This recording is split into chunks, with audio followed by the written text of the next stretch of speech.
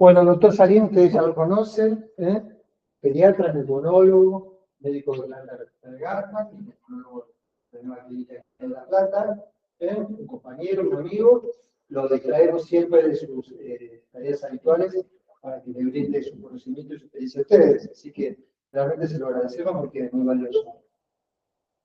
Bueno, chicos, gracias por los halagos. Hace más tiempo que soy médico de acá que del Garrahan. Hace 26 años que vengo acá y si bien al Garrahan entré mucho antes, digamos, el nombramiento y la pertenencia al staff fue después. Así que yo sigo viviendo acá y trabajo acá y de alguna manera la idea un poco también de volver a la clínica con lo que de alguna manera nos ofrece desde lo que da para cómo uno hace su actividad privada, ¿no? Bueno, a mí me toca hoy, yo le ofrecí a Juan tocar el tópico de preescolares en asma, porque es como un capítulo aparte, como un capítulo no diferente, pero sí un capítulo aparte porque tiene algunas...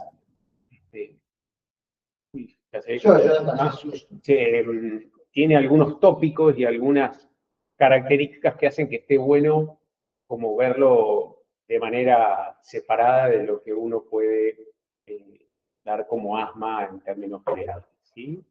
Por eso ustedes van a ver algunos datos, algunas cosas que no es que les van a sorprender, pero que los van a ver diferentes a cómo ustedes por ahí leen o ven el asma en términos generales. Quizás eso lo condiciona la dificultad cotidiana de medir la función respiratoria. Totalmente, y el diagnóstico de certeza, ¿no? Por la corta edad, como vamos a ver.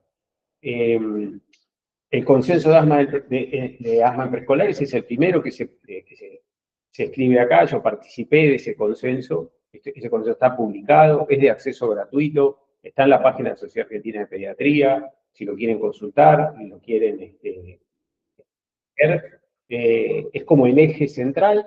Después de eso se abren otras lecturas. Yo les recomiendo, si quieren, leer ese y después leer el de asma en chicos de 6 en adelante. Y después está el GINA, que es el Global Initiative for Asthma, que es un gran capítulo o un gran tratado, si se quiere, que se actualiza año a año, que es de una ONG que tiene alguna conexión con la Organización Mundial de la Salud y que reúne a la mayor cantidad de expertos en asma y que año a año van presentando las novedades. Con que ustedes tengan esos dos, en castellano o en español, el consenso de la Sociedad Argentina de Pediatría, y leído en China, y la verdad es que más que suficiente. Por eso van a ver también, como puse ahí, sobre todo que remarcamos en aspectos diagnósticos y en recomendaciones terapéuticas. La definición: una enfermedad heterogénea caracterizada por inflamación crónica de la vía aérea, presenta como síntomas clínicos sibilancia, tos, disnea, que puede variar en el tiempo y con intensidad variable, acompañado por limitación al flujo de aire. La hiperreactividad y la inflamación de la vía aérea son dos puntos cruciales en el diagnóstico. Es un dato importantísimo para entender por qué la vía aérea del paciente asmático tiene un comportamiento muy puntual, muy característico, que puede compartirse con otras enfermedades, pero que la hace única en la expresión. 300 millones de personas en el mundo tienen asma, la enfermedad crónica más frecuente en niños. Hay más o menos 4 millones de personas que sufren asma en la Argentina, son más o menos un 10% de la población, 400 muertes por año, 15.000 hospitalizaciones, entre ellas y el 20% corresponden a niños pequeños. Y acá hay un dato que es importante en la epidemiología que dice: entender las causas y los orígenes y los factores de riesgo resultan importantes, porque la falta de acceso al tratamiento puede generar cambios irreversibles que se extiendan a la vida adulta. Ya desde hace muchos años se habla del asma como una enfermedad, como un continuum, ¿sí? Y sobre todo la definición de curación o remisión de asma siempre es un tema que se abre a la discusión por las características típicas de la vía aérea. 50% de los chicos han presentado un episodio de sibilancias antes de los 6 años, eso lo ven ustedes en la práctica diaria, es un motivo de consulta muy habitual. Y otro dato que es importantísimo es que la mayoría de los adultos con asma inician sus síntomas en la infancia. Entonces, nosotros tenemos lo que se llama una ventana de oportunidad para si hay un diagnóstico, ofrecer un tratamiento y ofrecer medidas preventivas para que el paciente no llegue a la edad adulta sin el tratamiento y habiendo transcurrido muchos años transportando una enfermedad que puede recibir tratamiento. Yo siempre interrumpo, ¿sabes? Pero no, la idea es que pregunten. Pero no, muchos en algo, no sé si mucho, pero en algo debe influenciar la policía de asma, broncoespasmo, BOR y todos los eufemismos que el pediatra utiliza para no hablar adecuadamente y decirle a la familia que el paciente tiene asma. Y que no es el asma que tiene el abuelito, que no sé en ese momento, que se muere sacando el bajo del cajón, el escritorio, pero no se le dice a la gente. No sé, digamos, no sé, y cuando no existían los tratamientos, mucho menos. Bueno, en esta diapositiva ustedes van a ver lo que se llaman las cohortes. Las cohortes son grandes grupos poblacionales que se toman y se empiezan a estudiar determinadas características de varias expresiones de enfermedad, de etnia, de crecimiento, etcétera, etcétera. Y esas grandes cohortes van dando información que después sirve para tomar decisiones terapéuticas, para tomar decisiones de índole sanitaria. Bueno, con el asma ya hay desde hace más de 50 años muchos grupos trabajando y muchos grupos cohortizando, como se dice, y algunos cohortizando desde el nacimiento, con padres con asma y con padres sin asma. Ahí yo les resumí 4 o 5, si ustedes los pueden, son más ágiles que yo, los pueden googlear, pero como el que está marcado con más tensión es ese que dice Taxon Children's Respiratory Study, que es el origen de una cohorte ahí en Arizona, en los Estados Unidos, que empieza a principios de la década del 80 a seguir pacientes con asma, y que más o menos en el año 95 terminan publicando este estudio, que por eso también está puesto para que ustedes lo puedan ver, lo puedan leer y lo puedan bajar, que es como un estudio eje para nosotros. Leer este estudio y entender lo que esta gente vio hace 40 años, 30 años, es importante para conocer los orígenes del asma y para conocer cómo en ese momento ya se empezaba a ver el comportamiento clínico y las características de lo que después se fue como haciendo mucho más ágil y mucho más fácil, porque obviamente hace 30, 40 años no existían los métodos de mensura, de medición y de valoración de aspectos de la inmunidad y de aspectos funcionales que hoy existen. De este estudio se desprende o se intenta desprender de este y de otros más, pero digo, de lo que se llaman los fenotipos. O sea, se trata de diferenciar a los pacientes por determinadas características de expresión de enfermedad y de esa manera poder clasificarlos y poder definir, según las características, qué paciente va a tener un determinado tratamiento, cuál no lo necesita, cuál necesita un tratamiento diferenciado, qué paciente probablemente va a tener un tiempo de enfermedad y después va a remitir, etcétera, etcétera. Sobre esto, además, se trata, además de fenotipificar, o sea, además de clasificar, se trata de desarrollar lo que se llaman índices o modelos predictivos. Y en esta línea aparece, el índice predictivo de asma, que es un índice que se desarrolló también por un grupo de personas que estaba trabajando en esa cohorte, la persona que lo desarrolla se llama Castro Rodríguez, que es un médico peruano que ha ido a estudiar a Chile y que terminó haciendo un fellow ahí en Tucson. Y sobre este índice, lo que trata de hacer es decir, bueno, si yo tengo pacientes que tienen sibilancia, tengo manera de predecir si ese paciente va a desarrollar síntomas de asma o no. Bueno, en ese API, que es el que está del lado izquierdo de la pantalla del cuadrito, lo que este índice dice es, bueno, si un paciente tiene más de 3 episodios de sibilancia y tiene los padres con diagnóstico de asma o el nene tiene eczema, y si además alguno de las otras características, como tener rinitis alérgica, como tener sibilancia fuera de episodio de resfrío, como tener eosinofilia, con un criterio mayor de eso, o con 2 criterios menores, yo puedo predecir que ese chico tiene 7 veces más probabilidad de tener asma a los 6 años que otro que no tiene estas características. Este índice después como que se afinó y le agregaron si el paciente tenía sensibilización alérgica a un aeroalergeno como criterio mayor y le agregaron la sensibilización alérgica a la leche o huevo maní como criterio menor. Esto no hace, siempre hay que aclarar, no hace diagnóstico de asma, ¿sí? Esto lo que hace es predecir en base a una serie de síntomas, en este caso la sibilancia, y de características personales del chico y del entorno familiar, si hay probabilidad de que eso se prolongue en el tiempo. Volviendo al tema fenotipificación, se ha tratado como de organizar a los pacientes, si los pacientes, como se dice, por temporalidad, si los pacientes son sibilantes transitorios, si persisten en el tiempo, si comienzan en los primeros años de vida o en los primeros meses de vida, si lo hacen más tarde, si son severas o si son leves, por las características en cómo se presenten, si se presentan desencadenados por una infección viral o tienen lo que se llaman múltiples TIGs o múltiples desencadenantes, si tienen síntomas intercrisis, ¿sí? Si las características van en línea con la atopía o no, ¿sí? Pero todavía no hay una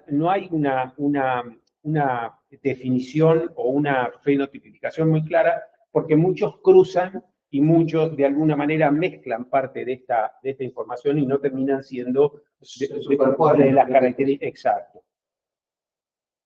De este mismo estudio de Tucson, o de esta misma cohorte de Tucson, se divide en 3 grandes grupos: los precoces y transitorios, los persistentes no atópicos y los persistentes atópicos. Y cada grupo tiene su característica. Por decir, los sibilantes precoces, las mamás fumaron, los chicos van a guardería, los chicos tenían convivencia con hermanos mayores, en general aparecen antes del primer año, pero se van desapareciendo, van mermando a partir de los 3 años. En general no tienen mecanismos de activación atópica, ¿sí?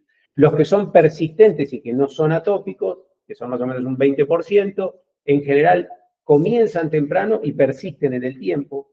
No hay tampoco rasgos relacionados con respuesta atópica, y estos pacientes pueden ir a lo largo del tiempo persistiendo y seguir teniendo episodios a lo largo de la adolescencia.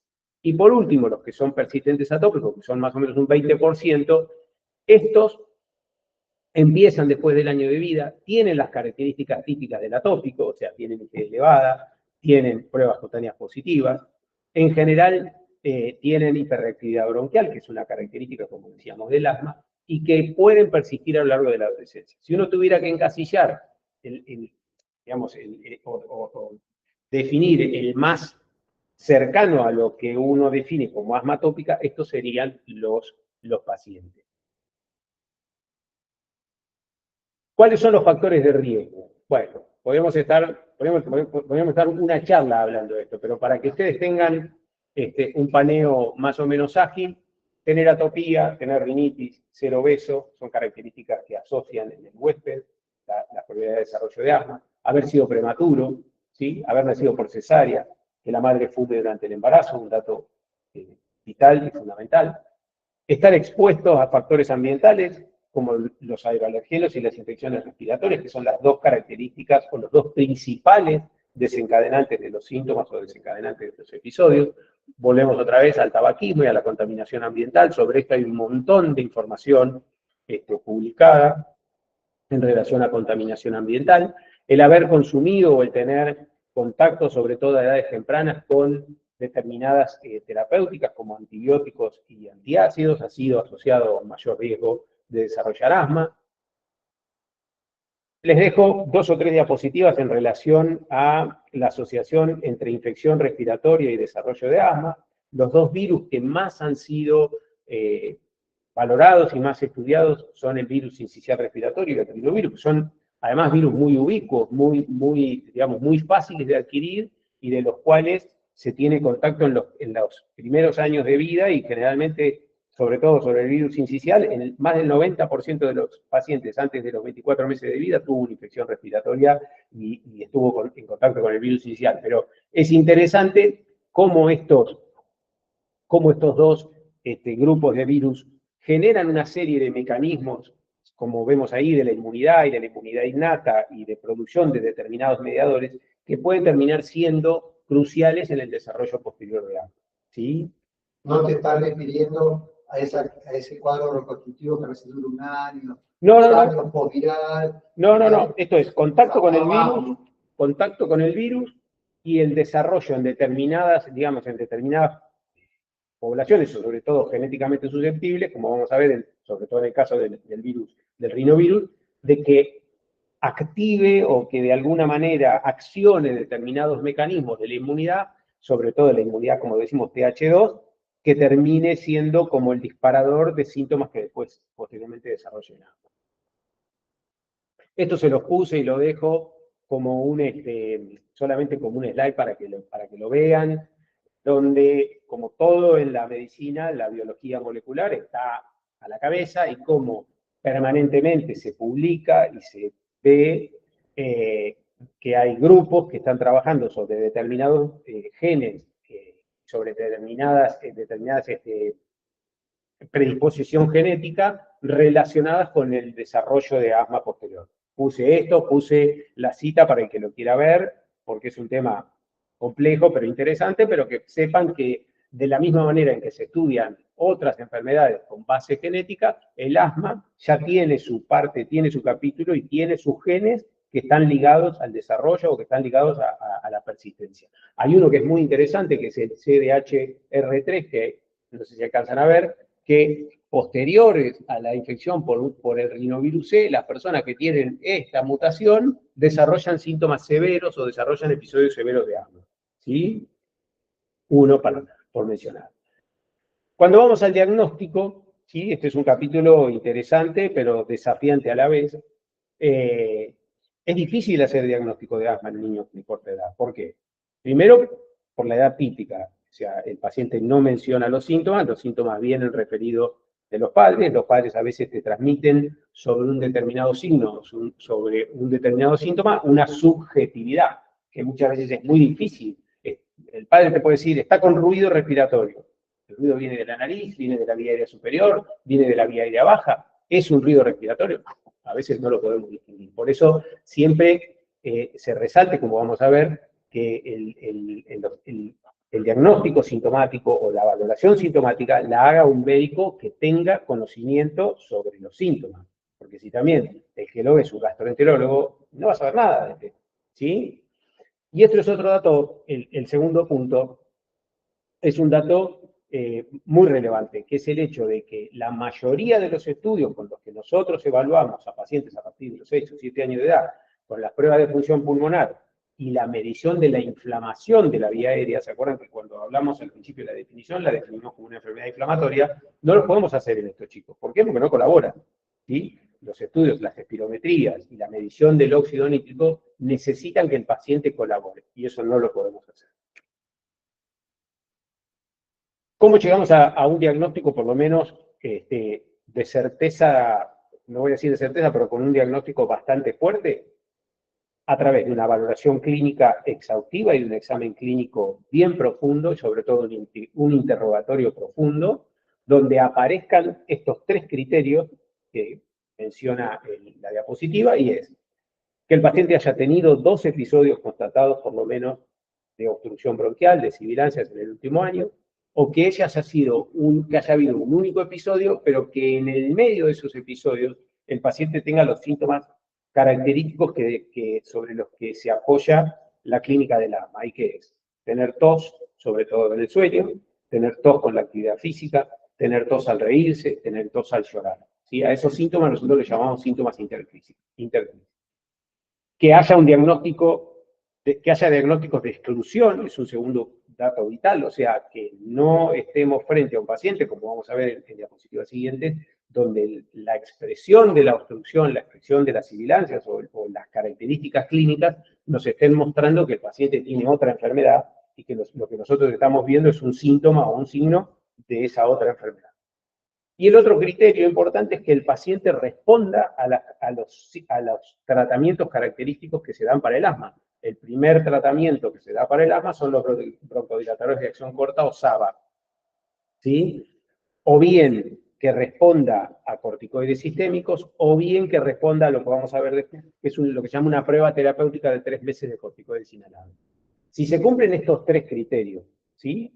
Que no tenga, o sea, que haya tenido los episodios que mencionamos, o que tenga síntomas intercrisis asociados a un episodio, que estemos, no digo seguros, pero que tengamos bien claro que no estamos frente a otro diagnóstico, y que si le damos un tratamiento inicial el paciente responde, estamos bastante, digamos, podemos decir con bastante fuerza que estamos frente al diagnóstico y que podemos encarar eventualmente un tratamiento controlador o preventivo, como se dice. El diagnóstico se refuerza, como dice, ante la presencia de otras expresiones de enfermedad atópica en el niño, testeos alérgicos o en familiares de primer grado, aunque esto no es excluyente, como vamos a ver, ¿sí? No hay ningún estudio en preescolares que sea gol estándar. ¿Sí? No es que, yo no puedo mandar a un paciente y decir, haga el estudio de asma y si me viene positivo es asmático y si me viene negativo no es asmático. ¿Sí? ¿Cuándo durar el diagnóstico? Si el paciente es muy chiquitito, antes del año de vida. ¿Sí? Primero porque, como vamos a ver, hay enfermedades que aparecen en la primera etapa de la vida y que tienen una expresión similar, pero que necesitan un tratamiento diferente. Si el paciente no responde a la terapia habitual, ya sea con broncodilatadores o como dijimos con la prueba terapéutica, y si estos síntomas tienen una característica típica, como vamos a ver en los diagnósticos diferenciales. La sibilancia, que es el síntoma característico, como sabemos, es un sonido agudo, que generalmente es expiratoria, es la expresión de la vibración de la vía aérea con el aire fluyendo por un lugar que está más cerrado que lo habitual, ¿sí? Que hace vibrar la vía aérea, esa vibración de la vía aérea hace que uno sienta las características de ese sonido. Siempre les recordamos, abran una puerta cuando hay corriente de aire, inténtenla cerrar, y van a ver que cuando ustedes le achican el paso de aire, o sea, achican la superficie, la puerta va a empezar a chiflar. Eso pasa en la vía aérea cuando el paciente tiene obstrucción bronquial y esas son las sibilancias. La tos, que característicamente es diurna y nocturna, que mayormente es seca y como vimos que se exacerba con el ejercicio, con la risa y con el llanto. Para los que vemos, chicos, o para los que vemos, hacemos medicina infantil y los chicos son chiquitos, que el chico llore o que el chico se ría, para nosotros es como una expresión de movimiento o de actividad. ¿Sí? Cuando nosotros vemos un preescolar, un chico chiquito de 1 año y medio, de 2 años, y por ahí ese chico no tiene una actividad física regular o de desafiante. Bueno, que tosa al reírse o que tosa al llorar puede ser una característica de síntoma de obstrucción bronquial. La sensación de disnea o la sensación de opresión torácica es un síntoma muy subjetivo y bastante difícil de caracterizar en chicos chiquitos, pero que puede de alguna manera ser percibido por los padres, sobre todo cuando los llevan a lugares donde hay actividad, donde hay movimiento, donde hay deporte, y los chicos se niegan a hacer la actividad, paran con más frecuencia que el resto, o no quieren hacer las actividades, por ejemplo, de juego en el jardín, porque sienten rápidamente la sensación de falta de obstrucción y quieren parar. Los otros estigmas de atopía, la rinitis y el eczema, son los más característicos. Siempre se remarca que los síntomas deben ser constatados por un médico que sepa distinguir los diferentes sonidos del aparato respiratorio. Esto es lo que decíamos que es importante para cuando uno vuelve para atrás y dice un episodio de obstrucción bronquial o 2 episodios de obstrucción bronquial más la presencia de síntomas de 2 o más veces por semana, bueno, que eso alguien lo pueda objetivar. Y como dijimos lo de los padres, que puede ser confuso, a veces nos puede servir algún video. Hoy en estos momentos donde la información y la tecnología pueden fluir, a veces es bueno que uno le diga, bueno, a ver, muéstreme qué es lo que usted vio o cuando usted lo vio con fatiga, cuando usted lo vio con dificultad que tenía y que no muestre. Cuando dijimos diagnósticos de exclusión, ¿se acuerdan? Acá, ausencia de otra causa o diagnóstico alternativo, bueno, nos venimos a este cuadro, ¿sí? Y estas enfermedades, si ustedes las miran, es vital que nosotros las conozcamos en la primera etapa de la vida, porque si no llegamos tarde.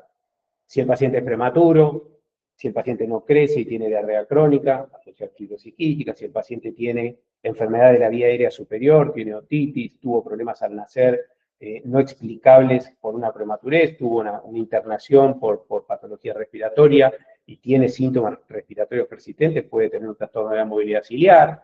Las enfermedades crónicas, como las bronquiectasias y la bronquiolitis obliterante, que son enfermedades de expresión en general postinfecciosa en nuestro medio. Las enfermedades inmunológicas, si un paciente tiene otra expresión de enfermedad, tiene infecciones severas, tiene trastornos de, digamos, enfermedades difíciles de tratar, como enfermedades cutáneas, como diarrea, como infecciones inesperadas, bueno, la inmunodeficiencia. La tuberculosis, todavía lamentablemente una enfermedad presente en todos los medios sociales. ¿Sí? Acabo de diagnosticar hace 2 meses un paciente que, un excelente medio social, tos crónica, VAR positivo, en él tenía tuberculosis. ¿Sí? La bronquitis bacteriana persistente, que es una entidad por ahí no muy conocida porque ha tenido auge en los últimos años de vida, son estos chicos que tienen tos productiva de manera persistente y que esa tos ayuda, vamos a decir, de manera persistente y que no responden a las terapias con broncodilatadores, con corticoides y con antihistamínicos y que terminan respondiendo a una serie prolongada de antibióticos por boca. Las enfermedades digestivas, ¿sí? Siempre tener presente, sobre todo en pacientes con enfermedades neurológicas, trastornos digamos, de la funcionalidad aerodigestiva, el reflujo, ¿sí? A veces implicado como causal de enfermedad respiratoria, con alguna, digamos, superposición de síntomas y a veces sobrediagnóstico, pero que hay que pensarlo, sobre todo si el paciente es un vomitador, tiene anemia, tiene llanto inesperado. Esos pacientes pueden tener una asociación. Las cardiopatías congénitas, ustedes ven mucho más que yo seguramente pacientes con enfermedades o con soplos, esos pacientes deben evaluarse, deben valorarse. Los anillos vasculares, que característicamente suelen ser difíciles de diagnosticar porque dan una expresión sintomática bastante compleja, con estridor, con tos crónica, a veces con síntomas muy inespecíficos. Las enfermedades del árbol traqueobronquial, como los cuerpos extraños, siempre acuérdense, cuerpo extraño, si la familia hace una descripción de digamos, de un evento donde hay un episodio de ahogo inesperado, que el chico empieza a toser, que el chico se pone azul, que en el contexto de estar jugando con algún juguete o de estar comiendo algún producto duro o digamos, de características fáciles de inhalar, como maní, pochoclos y semillas, esos pacientes pueden tener como expresión enfermedad respiratoria después recidivante y esa expresión no ser, digamos, visibilizada hasta que uno no hace un buen estudio endoscópico. Las malformaciones de la vía aérea, la traqueobroncomalacia, la broncomalacia y los tumores endobronquiales son enfermedades raras, pero que, bueno, cada tanto nos aparecen pacientes con estas características.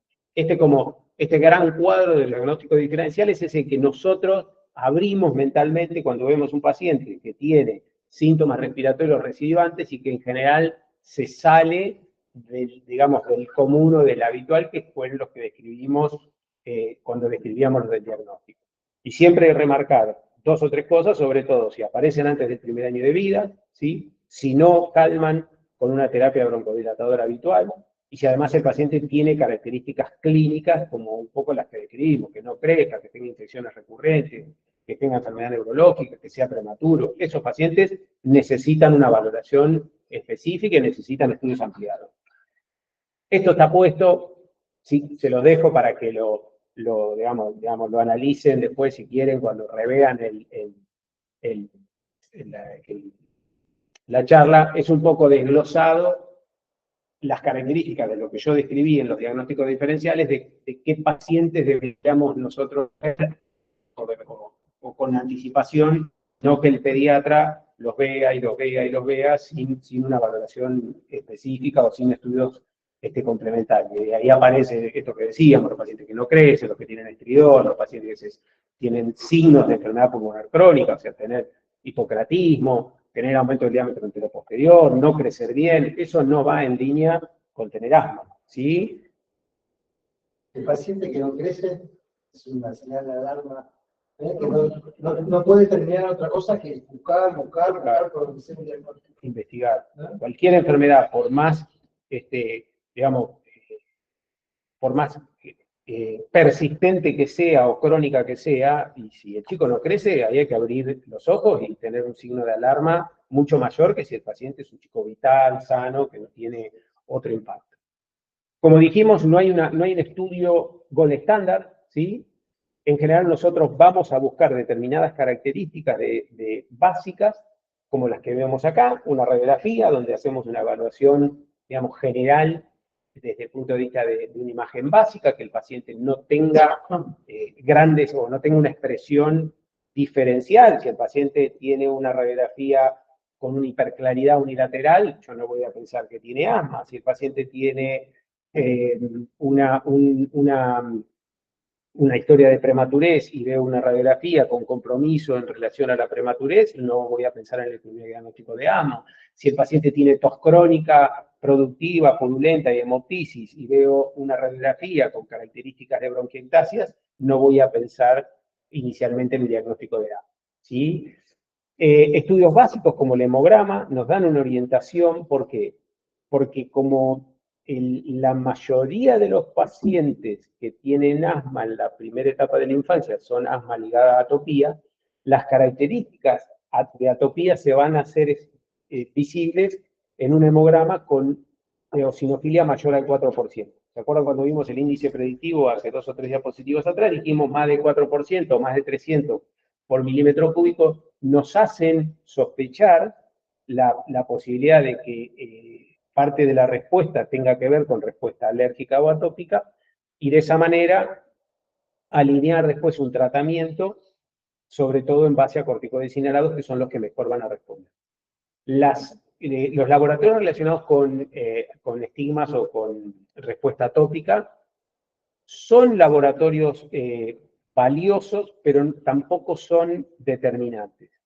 Y en la primera etapa, sobre todo en los primeros 3 años, esas expresiones de la inmunidad pueden tener una cierta duda o pueden tener un cierto retraso o incluso no aparecer. Por lo tanto, si nosotros tenemos una IgE elevada o alguien pide una IgE específica o un test cutáneo donde se evalúa por respuesta de inmunidad de IgE, se evalúa la respuesta en la piel, bueno, nos sirve como un marcador atópico o como un marcador de atopía, pero no es ni, como dice acá, no es diagnóstico, ni tampoco es predictivo de gravedad. Uno puede tener una IgE, si el valor normal es 100, de 130 y tener síntomas perennes, persistentes y totalmente descontrolados, o puede tener un IgE de 600 y tener 2 episodios por año.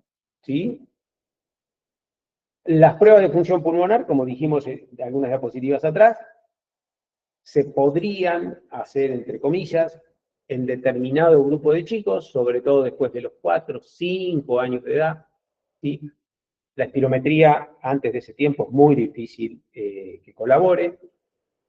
Como dijimos, el óxido nítrico es un mediador, digamos, una sustancia que nos da indicativos de inflamación. También es posible hacerlo, pero no en chicos de menos de 4 o 5 años por falta de colaboración. Y sí podríamos hacer lo que se llaman los estudios de oscilometría, que solamente mediante la oscilometría los hacemos respirar a volumen tidal y podemos medir determinadas características de la vía aérea, sobre todo resistencia y reactancia, pero están muy, digamos, muy limitados a pocos centros. De hecho, yo creo que en la Argentina, si hay 4 oscilómetros, creo que somos muchos. Hay uno en el Garrahan, hay uno acá en el Hospital de Niños, hay uno en Córdoba, creo que hay uno más en algún lugar de Santa Fe y se terminó. No son estudios que se puedan hacer fácilmente. Cuando pasamos al tratamiento, los objetivos principales del tratamiento es alcanzar el mejor nivel de control de síntomas y mantener actividades acordes a su edad con el menor nivel de tratamiento, minimizar las consultas de emergencia y las reutilizaciones, es un punto vital, mantener niveles adecuados de función pulmonar. Esto queda, digamos, limitado al futuro, ¿no? O sea, yo no voy a esperar a iniciar un tratamiento, tener un estudio de función pulmonar donde yo pueda hacer una valoración funcional o una eventual respuesta a un broncodilatador para dar un tratamiento, pero sí saber que en el futuro, si hago estudios y hice un tratamiento correcto, la función pulmonar no debería decaer. Y minimizar los efectos colaterales del tratamiento, esto tiene que ver con la utilización de terapias orales, sobre todo de corticoides orales, que pueden tener consecuencias que no son buenas, sobre todo a nivel del crecimiento. El tratamiento básico son los beta-2, los SABA, como dijimos, los de acción corta, el salbutamol es el más conocido, sobre todo en las reagudizaciones. Recuerden que los broncodilatadores de acción prolongada, como el formoterol, como el salmeterol, están recién licenciados acá en la Argentina después de los 4, de los 5 años de edad, ¿sí? Con lo cual es muy poco probable, no digo probable, pero es muy poco probable que tengamos a un paciente de menos de 4 años de edad medicado con un broncodilatador de acción prolongada, ¿sí? Iniciar terapia preventiva o terapia controladora en aquellos que utilizan el broncodilatador más de 2 veces a la semana o que tuvieron una reagudización severa en el último año, con requerimientos de corticoide sistémico. Esto es un punto bastante conflictivo, ¿no? Porque si uno revisa la historia de los chicos con enfermedad recurrente respiratoria, y la mayoría de los que consulta a los sistemas de emergencia se va con el broncodilatador y con el corticoide sistémico, ¿sí? Entonces hay que ver bien dentro de esas reagudizaciones cuál de todas es la que realmente requería de esa terapia, y eso uno lo hace con el seguimiento y conociendo al paciente y eventualmente recitándolo en una reagudización. Volvemos a reforzar, minimizar los efectos colaterales del tratamiento, eso lo vamos a ver cuando veamos sobre todo el uso de corticoides inhalados. Esto es resumido lo que está publicado en el GINA 2025, está resumido y está traducido para que lo vean. Nosotros dividimos el tratamiento del asma en escalones, ¿sí? Y vamos subiendo escalones o bajando escalones de acuerdo a las características y al grado de control de síntomas que logre el paciente de su enfermedad, ¿sí? Por eso siempre se dice que la valoración de la severidad del paciente uno la hace después de que inicia una valoración clínica y un determinado tratamiento. Más allá de que, por supuesto, si un paciente sale de una terapia intensiva porque estuvo en asistencia ventilatoria, porque hizo una crisis de asma, no voy a decir que ese paciente tiene enfermedad leve, ¿entiende? Pero digo, la valoración en general uno la va haciendo a lo largo del tiempo por el nivel de tratamiento que requiere y por el nivel de escalón en el que está el tratamiento. En general, a pacientes con sibilancias ocasionales, como dijimos, menos de 2 por año, sibilancias que se asocian a infecciones del tracto respiratorio, les damos broncodilatadores a demanda, les damos salbutamol a demanda. Hay alguna publicación o alguna evidencia que también habla de asociar broncodilatadores con corticoides inhalados, sobre todo en chicos más grandes. En chicos más chicos hay menos evidencia, pero cada vez se sostiene la idea de que los broncodilatadores, sobre todo en personas más grandes y sobre todo en chicos mayores de 12 años, se usen asociados a un corticoide inhalado, ¿sí? Eso está y cada vez se ve más y cada vez hay como como un repensar en que el broncodilatador es mejor que se vea asociado a un corticoide inhalado y no de manera independiente. Si el paciente cruzó esa línea de tener más de 2 episodios en los que requirió corticoides inhalados o tiene síntomas intercrisis que requiere broncodilatadores más de 2 veces por semana, ahí ya pasamos a lo que se llama tratamiento controlador o tratamiento preventivo y está indicado que utilicen un corticoide inhalado de manera diaria. Es el escalón número 2, ¿sí? Y hablamos de dosis baja. Dosis baja de corticoides inhalados para nosotros es 200 microgramos de budesonide o 120, 125 microgramos de fluticasona diario, para que vean lo que es dosis baja, ¿sí? Hay una opción, digamos, una opción alternativa que es utilizar el antileucotrieno, que es el Montelukast, que es el único que se comercia en la Argentina en este momento. No hay duda de que los pacientes en las reagudizaciones tienen que seguir recibiendo el mismo tratamiento. Y a partir de acá uno va a empezar a hacer lo que se llama la valoración o el circuito, como ven acá, en la parte alta que dice reviso, aseguro y ajusto, reviso, seguro y ajusto. Si yo puse un tratamiento controlador, si yo puse un tratamiento preventivo y el paciente persiste con síntomas, yo voy a ir subiendo escalones y voy a ir subiendo la dosis de corticoide inhalado. Pero permanentemente tengo que pensar y repensar el paciente si realmente está utilizando la terapia, si la utiliza correctamente como yo se la indiqué, si no hay olvidos de la medicación, si tiene una aerocámara, como vamos a ver, que es la correcta y es la que yo le indiqué, si el tratamiento o, digamos, el control del medio ambiente y de todo lo que le explicamos como tratamiento, digamos, adicional en relación a la higiene del medio ambiente, al tabaquismo familiar, a la ventilación de los ambientes, lo está cumpliendo.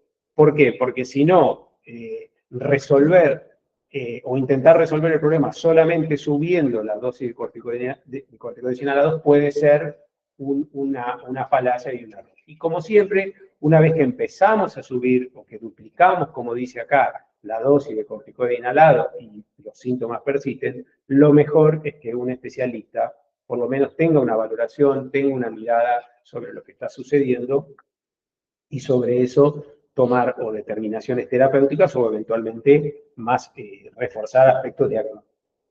Si esto no funciona, hay una opción, además de subir la dosis de corticoide inhalado, que es la de agregar el antileucotrieno, como lo hicimos en el paso anterior, y así sucesivamente. Lo que sí hay que por ahí reforzar es que el antileucotrieno como monoterapia cada vez es de menor utilidad y cada vez se utiliza con menos frecuencia. En general, nosotros utilizamos el antileucotrieno como el Montelukast cuando hay que subir dosis de corticoide inhalado y empezamos a tallar ya en dosis que empiezan a ser dosis altas y con alguna posibilidad de efecto colateral, o cuando el paciente tiene otros estigmas, como por ejemplo rinitis, que en algunos pacientes uno logra controlar parte de esos síntomas, ¿sí? Pero, vuelvo a repetir, siempre antes de subir la dosis de corticoide inhalado, lo primero que uno tiene que hacer es repensar esto, ¿sí? Si hay otro diagnóstico, si uno controló las comorbilidades, si uno habló de los aspectos ambientales. Montelukast, ¿a partir de qué edad? Puede darse a partir de los 6 meses. 4 miligramos hasta los 6 años, de 6 a 14 años 5 miligramos y mayores de 14 años 10 miligramos.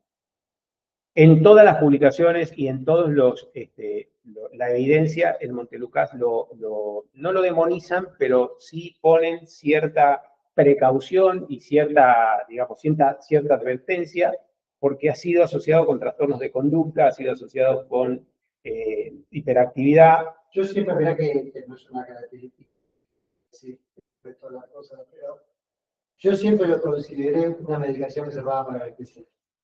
Sí, Yo nunca indiqué, no es sí, es una medicación que surgió, es un antileucotrieno, inhibe un mediador de la inflamación, ¿sí? Fue una medicación que apareció como una medicación target, como una bomba para el tratamiento del asma, y después resultó que no era lo que se pensaba, y se mantiene, pero... ¿Y dosis máxima de budesonide son 800? No, dosis máxima de budesonide, o sea, si bien cuando vos pasás los 400 microgramos, estamos hablando de preescolares, estamos hablando de asma de mayores de 6 años. Cuando vos pasás los 400 miligramos, ya hablas de dosis alta. 400 miligramos, uno de 200 cada 12 horas. El 80-90% de los pacientes que nosotros vemos están con esta dosis. ¿Sí? También, esto hay que decirlo, nosotros tenemos algunas limitaciones por la forma de presentación y por el costo. Hay un budesonide que viene de 50 miligramos, pero ¿qué pasa? Si vos tenés que darle 2 o 3 veces por día, después empiezan los olvidos, el costo, porque las garrafas se agotan, entonces la familia tiene que volver a una consulta médica, volver a una receta, entonces muchas veces uno, para hacerlo simple, le dice, bueno, hágale 1 cada 12. Pero pensemos que el 1 cada 12 es dosis alta. Digo, como para que si el paciente no responde a la terapia, bueno, yo estoy tratándolo con una dosis elevada. ¿Sí? Bien. 2 o 3 palabritas del uso de dispositivos. Remarcamos y reforzamos que los pacientes menores de 6 años sí o sí tienen que usar con dispositivos espaciadores o aerocámaras, preferiblemente aerocámaras bivalvuladas y no espaciadores sin válvula. En chicos de más de 4, 5 o 6 años se les puede sacar la mascarita y que usen directamente el pico de pato o el pico redondito, pero que lo introduzcan en la boca y que hagan la misma técnica de inhalación, que es agitar, poner el dispositivo en el sistema, coaptar bien la cara y la nariz y la boca que queden cerradas y ahí hacer el disparo y que el paciente o que el nene haga las inhalaciones 7 u 8 a volumen tiral pero profundo, ¿sí? Que con cada una de los disparos se haga la mecánica, que no se hagan los 2 disparos a la vez, que entre disparo y disparo se agite, se homogeneice el dispositivo, que los dispositivos se limpien. La limpieza es como dice ahí, más o menos cada 10, 15 días, hay que limpiar, ¿sí? En la aerocámara hay que lavarla con agua y jabón, hay que lavarla con agua y jabón tibio, dejarla un rato que desprenda, no rasparla con virulana ni con ningún trapo metálico porque se rompe el aislante o se rompe el plástico y al rayarse el plástico tiene más electroestática. Se lava sumergido, se saca y se deja secar al aire, ¿sí? En el secaplatos o en algún lugar sin haberle sacado el detergente.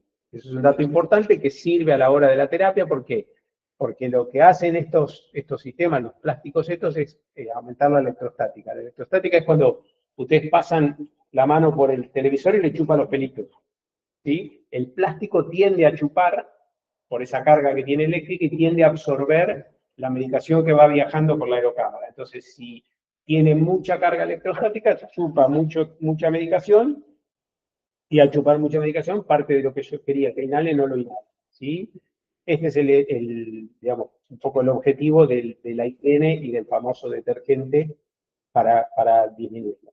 Ahora están viniendo unas que son de aluminio, que las está comercializando la farmacéutica Casará, que es una buena aerocámara, se llama Vortex, que por ahí puede ser una opción porque es económica comparada con una aerocámara común y por ahí, al ser de aluminio, no tiene electrostática.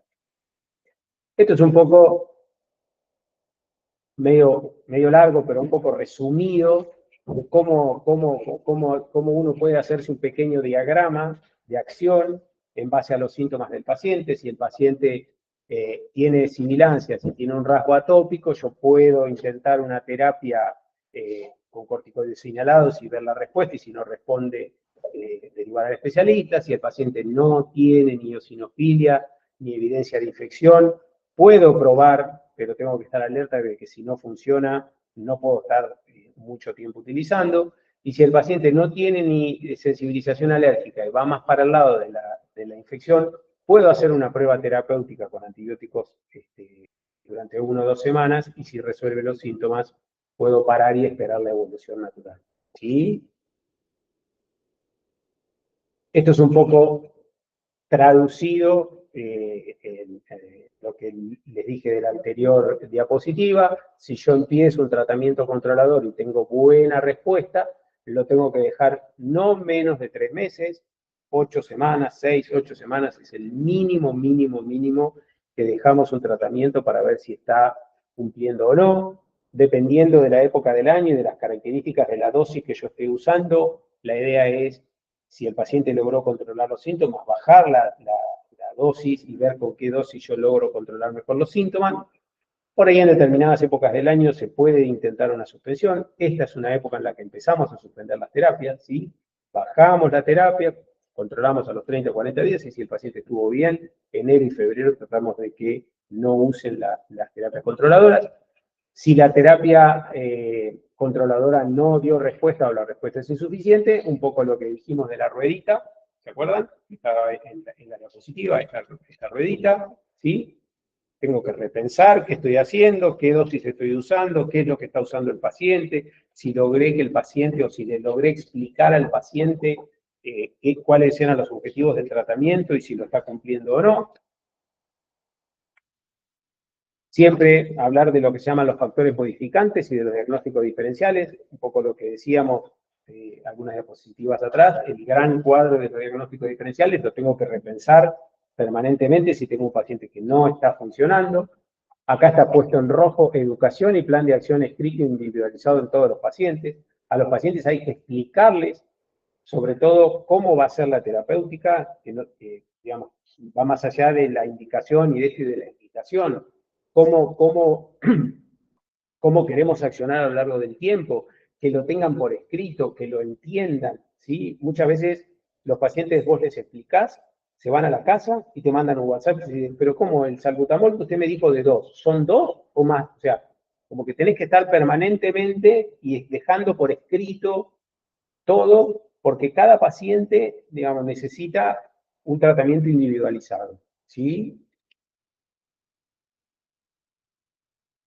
Acá les puse, un poco para cerrar, algunas cosas que están en discusión y están de alguna manera como en la cresta de la ola. Las características de la inflamación, cada vez se está midiendo más la inflamación en las vías aéreas de estos pacientes a través de mediadores y de sustancias que nos permiten, que nos dan evidencia de si un paciente responde o no, o va a responder o no a un determinado tratamiento. Recuerden que el asma en la infancia es mayormente atópica.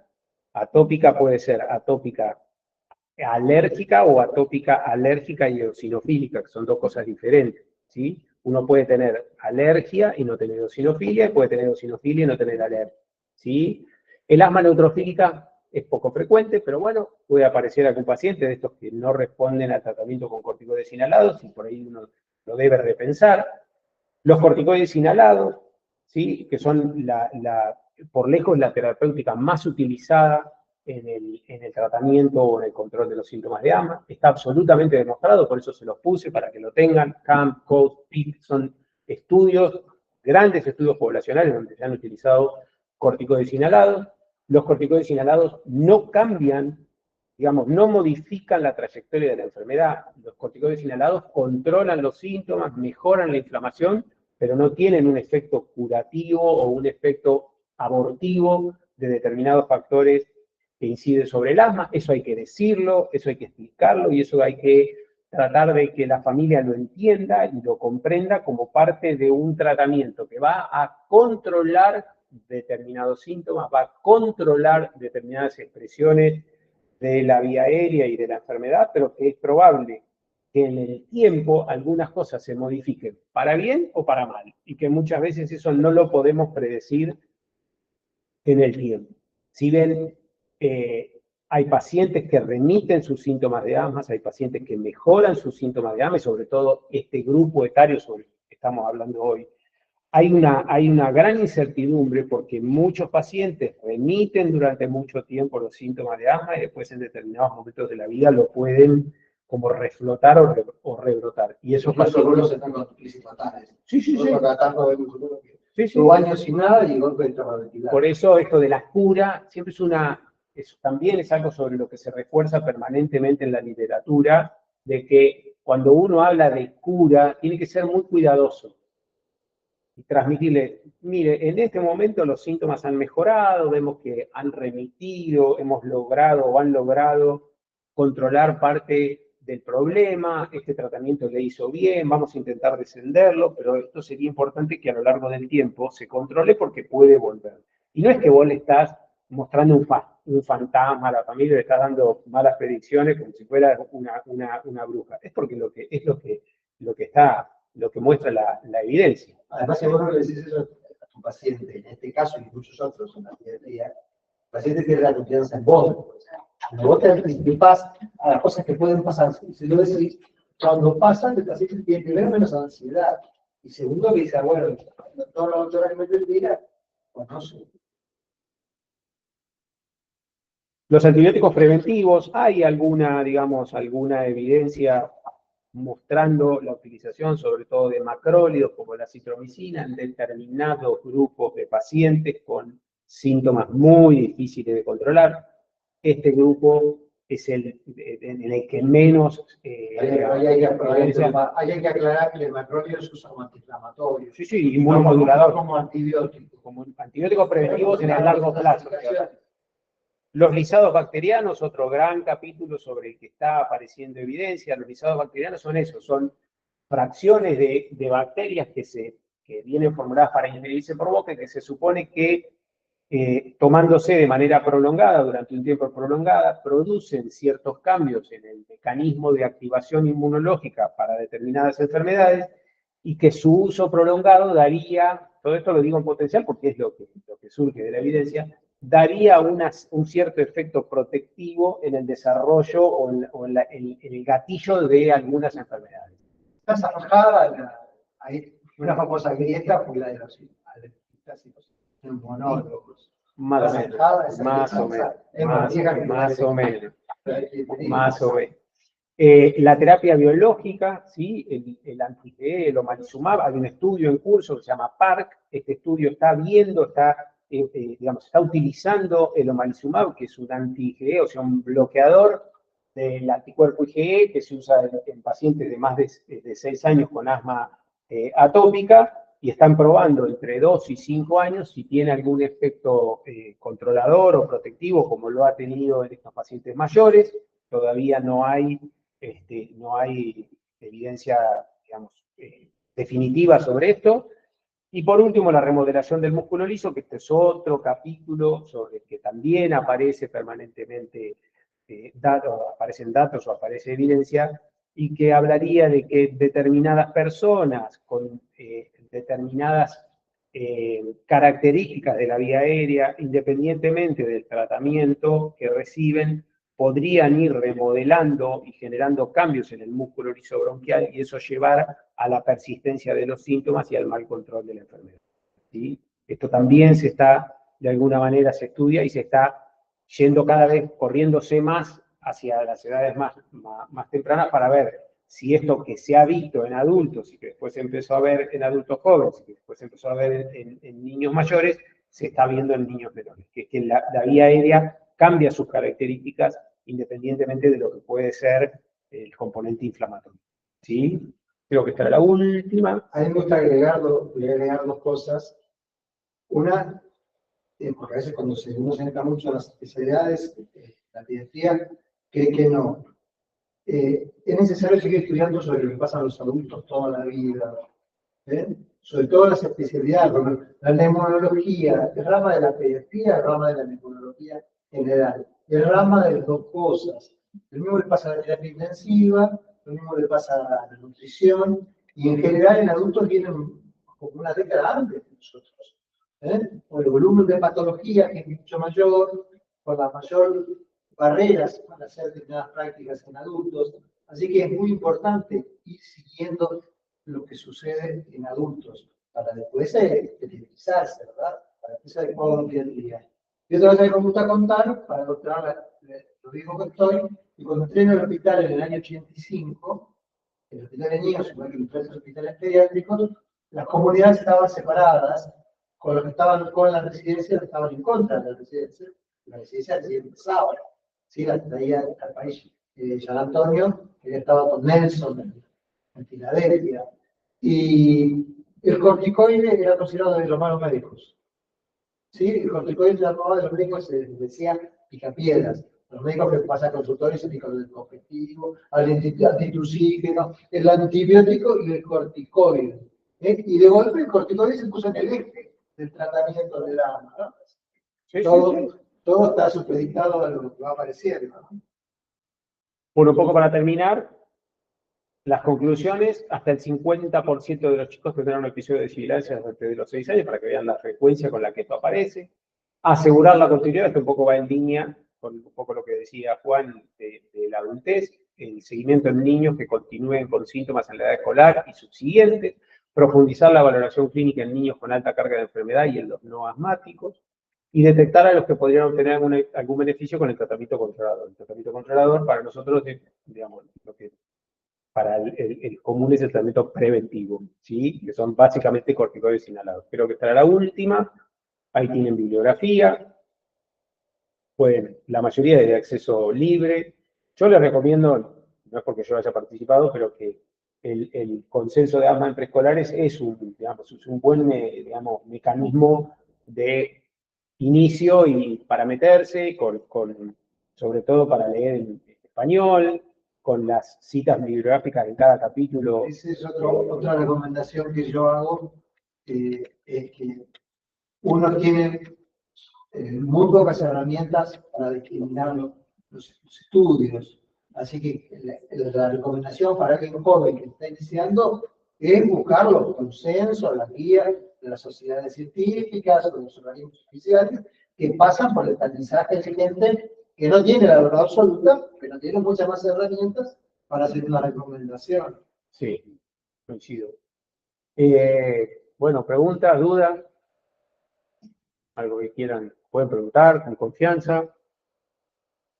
Si tienen algún paciente, si quieren saber alguna duda de algo que estén viendo, una imagen, lo que quieran. Estamos para... ¿Qué valor tiene la placa de tórax en estos pacientes? Bueno, ahí lo pusimos, cuando pusimos lo del diagnóstico, principalmente, o sea, la mayoría de los pacientes con asma deberían tener una radiografía normal, por lo menos muy cercana a la normal.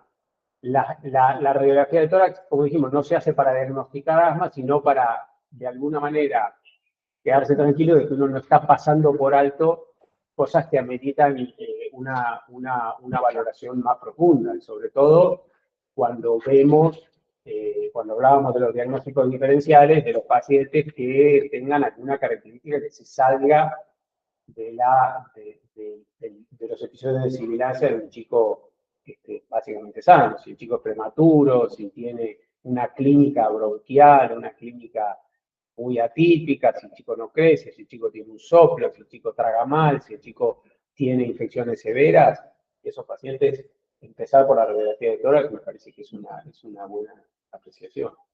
¿Sí? Cuando se sospecha que hay una infección que esté produciendo. ¿Cómo? Cuando se sospecha que hay una infección que esté produciendo en la galaxia. Sí, si vos tenés un paciente que indicaste un tratamiento antiasmático y no mejora, y querés ver si, por ejemplo, tiene una telectasia o si tiene alguna complicación infecciosa, es verdad que el chico muy chiquito a veces se te va a escapar la clínica y tenés que ir a buscarlo con una imagen. Pero eso no significa que todas las crisis tengan que tener una placa, pues se ve después. Yo, en general, si el paciente se interna porque está francamente hipoxémico, en general yo recomiendo que se siga la radiografía. A veces uno va, no digo en exceso, pero no, eso a veces se cuestiona. A mí me parece que si el paciente se va a internar, por lo menos algo de base tiene que tener de imagen y que no se nos esté pasando. Y muchas veces no lo necesitas porque no se está internando con criterio. Y muchas veces nos pasa que vemos estos chicos que están persistentemente hipoxémicos, que están muy bien, pero que están hipoxémicos, y se háganle una placa porque probablemente hay algo que cambió, está telestasiado, algo que no le permite hacer un buen intercambio gaseoso, y la podés comparar con la basal, y ahí te das cuenta de que el paciente tiene características que no mejoran. Y eso es muy común, lo vemos con mucha frecuencia. Con respecto a la ocultación, ustedes tienen que recordar siempre que ustedes están ocultando la vía aérea mediana. Que el paciente puede estar obstruido en la rizomática y no tener sibilancias. Y bueno, y cada vez más graves. No hablo de los silentes, hablo de algo más. ¿En qué momento si agregamos nuevos lipatrópicos? El lipatrópico se usa en crisis, en reagudización, o sea, digamos, en reagudizaciones cuando vos le hiciste salbutamol y no lograste recuerdo. Pero se usan las primeras. Vaya. Gracias, vamos hablando. ¿Queda esto? ¿Queda para que lo usen? Realmente el lipatrópico lo usamos en las primeras 48, 72 horas y después ya casi no lo usamos. Sí. Lo solemos cuando tenemos un nene con alguna actividad asmática internado y creo que lo mantenemos demasiado de plato. Tenemos que estar acabando. Ah, sí, como que decía nada que ver con asma. Podemos hacer una. ¿Quieren que cortemos esto de la grabación? Pues yo no sé. No es una interconsulta formal, pero ya No, porque de bueno, que sabe mucho. Pregunte.